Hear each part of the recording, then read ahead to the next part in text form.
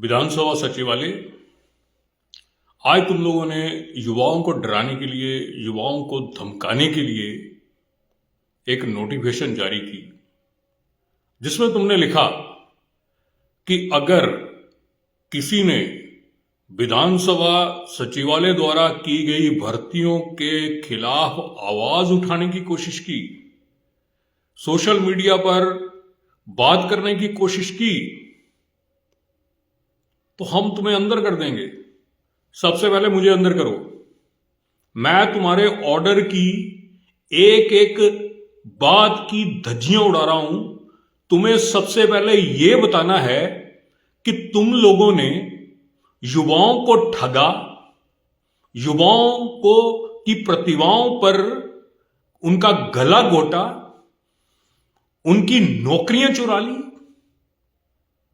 अपने चहेतों को बांट दी।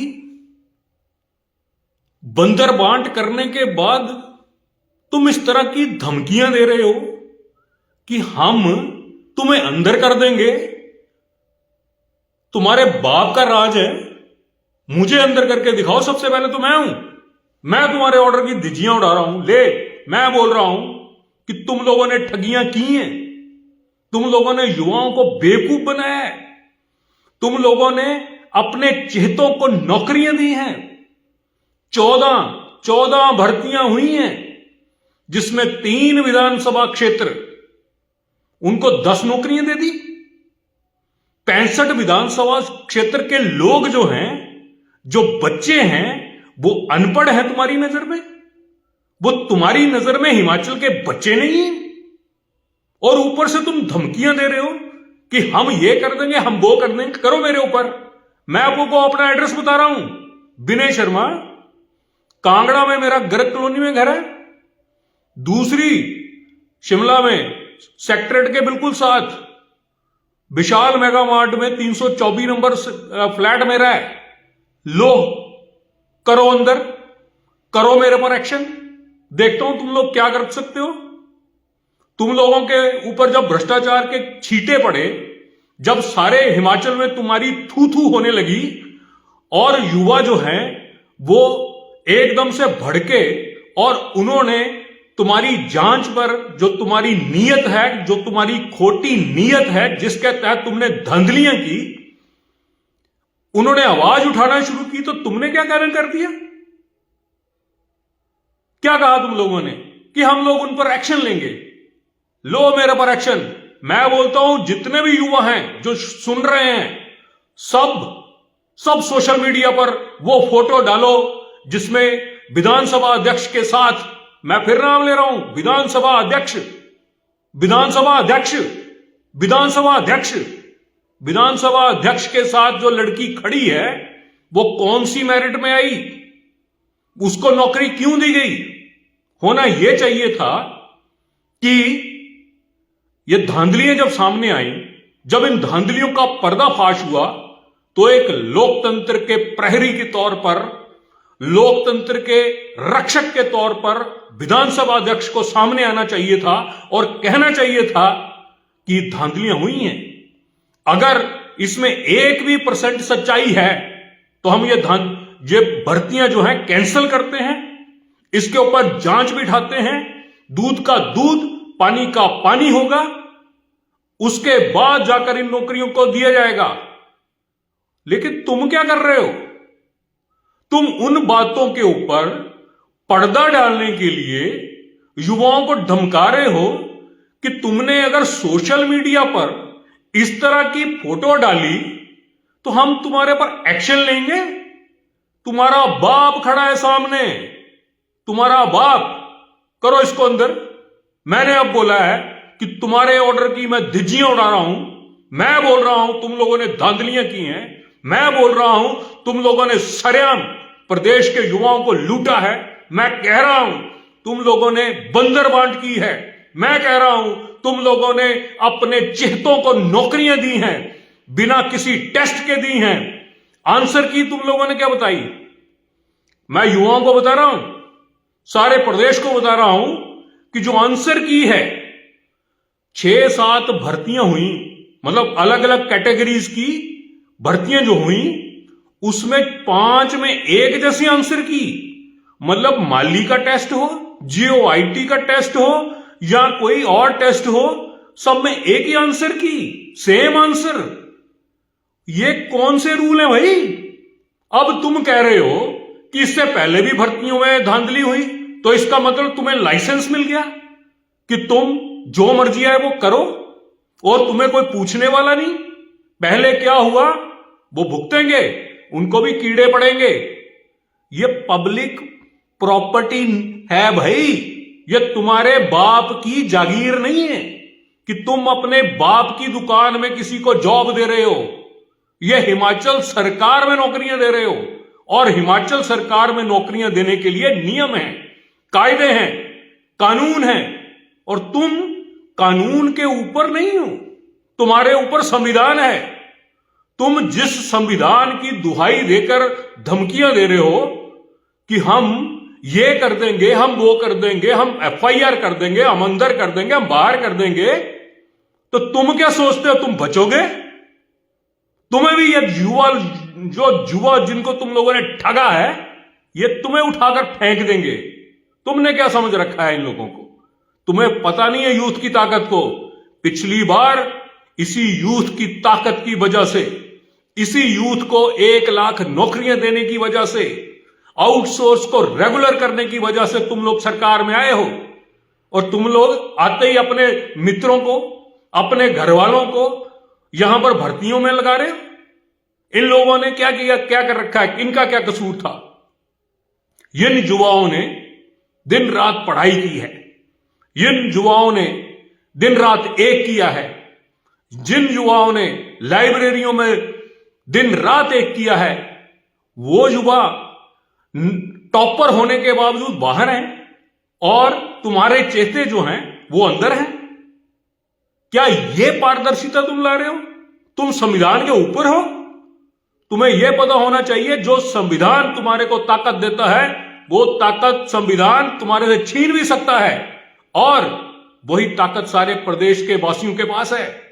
तुम संविधान से ऊपर नहीं हो। तुम सोच रहे हो कि तुम धांधलियां कर लोगे और उसके बाद दबा दोगे। ये गलतफहमी में मत रहो। आज मुझे लाइव आने की जरूरत नहीं थी, लेकिन तुम लोगों ने जो नोटिफिकेशन जारी की, तुम लोगों ने सोचा कि अगर युवा अगर बार बार ये धांधलियों की बात कर रहे हैं तो इनके ऊपर नकेल डाली जाए, इनको चुप करवा दिया जाए, इनको धमकाया जाए, एफआईआर की धमकी दी जाए और ये चुप हो जाएंगे। तो ये तुम्हारी गलतफहमी है। सबसे पहले तो मैंने आवाज उठाई, लो करो, तुम क्या करते हो?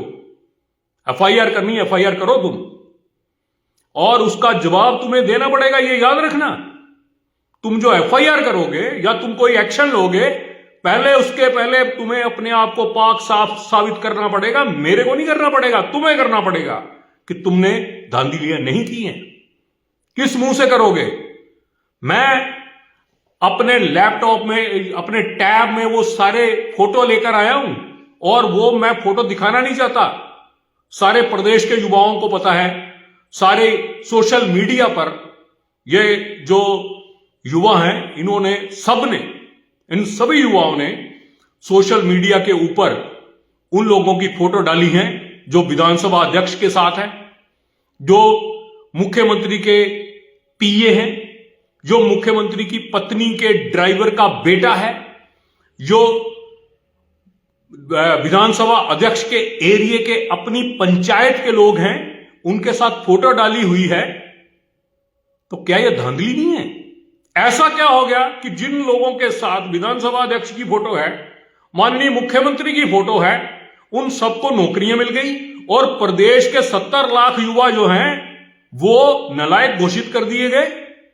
मुझे कई युवाओं ने कांटेक्ट किया, उन्होंने बोला सर हम गरीब घरों के हैं, हम लोगों ने बड़ी मेहनत से, बड़ी परिश्रम करके टॉप हासिल किया और नौकरियां कोई दूसरा ले गया। फिर तुमने क्या किया? नौकरियां तो अपने बंदों को दी, तुमने रिजल्ट तक डिक्लेयर नहीं किए। रिजल्ट तुमने रिजल्ट क्यों नहीं डिक्लेयर किए?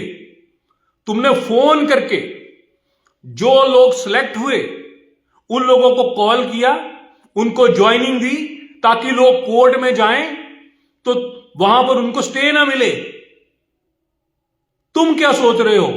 तुम कानून से ऊपर हो गए, तुमने कहीं ना कहीं गलती की होगी। ये मत सोचना चोर कितना भी बड़ा हो अपने कोई ना कोई निशान छोड़ जाता है, वरना आज तक कोई चोर, कोई मर्डरर, कोई रेपिस्ट पकड़े ही ना जाते। सारे पकड़े जाते हैं, और जो नहीं पकड़े जाते उनको कीड़े पड़ते हैं, और तुम लोगों को कीड़े पड़ेंगे।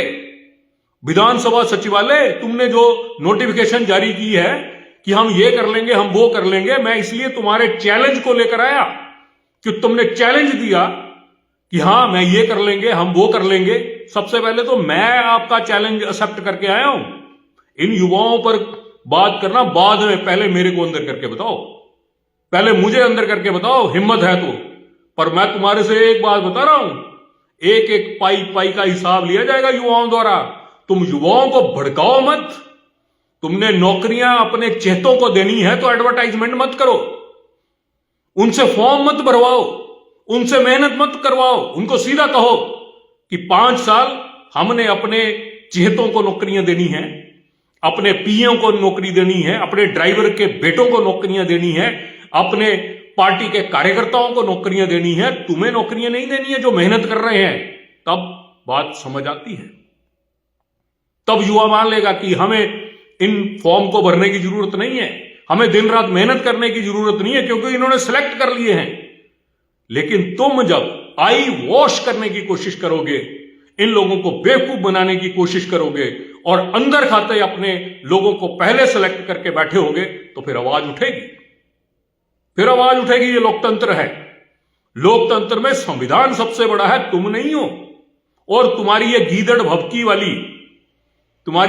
भभकी वाली नोटिफिकेशन भी कुछ काम की नहीं है। आज मैंने धिज्जियां उड़ाई हैं, कल को युवा उड़ाने शुरू हो जाएंगे। तुम लोगों को पता नहीं है बांग्लादेश में क्या हुआ। बांग्लादेश के युवा सरकार के खिलाफ खड़े हो गए, सरकार को बाहर फेंका। उसकी प्रधानमंत्री, बांग्लादेश की प्रधानमंत्री दर दर की ठोकरें खा रही है इंडिया में, बाहर नहीं निकल सकती वो। उसको बाहर निकलना घर से मना है।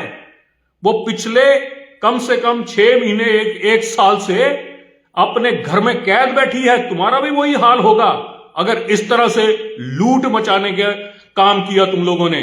और ये लूट ज्यादा दिन चलने वाली नहीं है।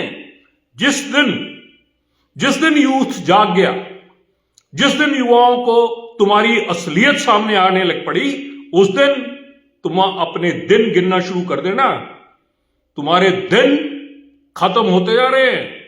पहले तुम लोगों ने युवाओं को नौकरियों के नाम पे ठगा, और उसके बाद अंदर खाते अपने लोगों को लगाना शुरू कर दिया। तुम लोगों ने मजाक बना रखा है यार। ऊपर से धमकियां देते हो कि हम ये कर देंगे, हम वो कर देंगे, हम एफआईआर कर देंगे। कर एफआईआर। विधानसभा सचिवालय, मैं तुम्हें बार बार चेतावनी दे रहा हूं, कर मेरे को अंदर।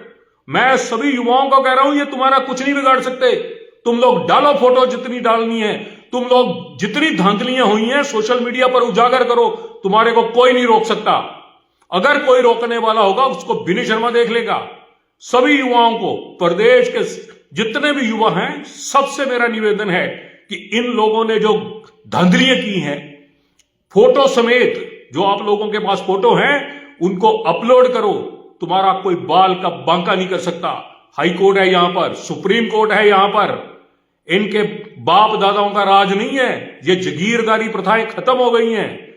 ये पुराने जमाने चले गए। ये अंग्रेजों के राज नहीं है, ये लोकतंत्र के राज हैं, ये संविधान के राज हैं। और संविधान में संविधान सबसे ऊपर है, बाकी सारे उसके नौकर हैं। और ये नौकर हमें धमकियां ना दे। तुम हमारी वजह से, तुम लोग हमारे वोटों की वजह से अपने पदों पर बैठे हुए हैं, जिसकी वजह से तुम यहां पे नौकरियां खा रहे हो लोगों की। एक तो युवाओं की नौकरियां खा रहे हो, ऊपर से धमका रहे हो। तुम्हारी इतनी हिम्मत। अब मैं सरेआम चैलेंज लेकर आया हूं कि मैंने 7:45 बजे मैंने सरेआम कहा था कि मैं लाइव आऊंगा, और लाइव आकर मैं सचिवालय को कहूंगा, देख भाई कितनी देर देखना है। सचिवालय के लोग मैं ज्यादा देर नहीं कर पाऊंगा लाइव, लेकिन फिर भी मैं तुम्हें कह रहा हूं मेरी वीडियो जो है वो ऊपर रहेगी, मैं इसको डिलीट नहीं करता। कई लोगों ने मुझे कहा ये डिलीट कर वो डिलीट कर, मैंने आज तक एक भी वीडियो मैंने डिलीट नहीं की। और मैं फिर कह रहा हूं ये तुम्हारे पास प्रूफ होगा। अब मैं इन युवाओं की तरफ से तुम्हें गालियां दूंगा, मन ही मन में दूंगा, तुम समझ जाओगे कि मैंने तुम्हें क्या गाली दी।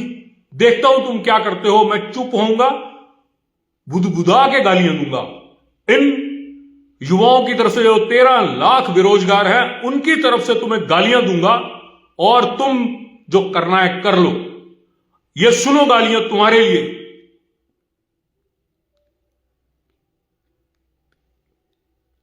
लो 3 गालियां दी हैं, कर लो जो करना है।